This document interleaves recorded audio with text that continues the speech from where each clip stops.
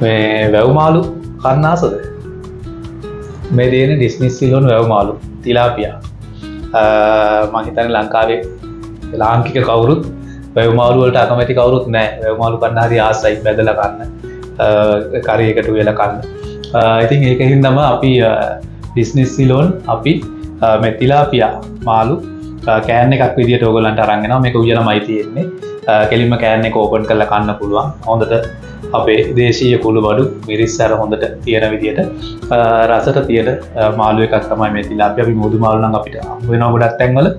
ඉතින් ලංකාවේ වැව් මාළු මේ විදියට කරි එකක් විදියට ගන්න තියෙන තැන් අඩුයි. ඉතින් ඒක නිසාම අපි දැන් ඔයගලන්ට හදලා ඉවනවා මේ තිලාපියා මාළු එක.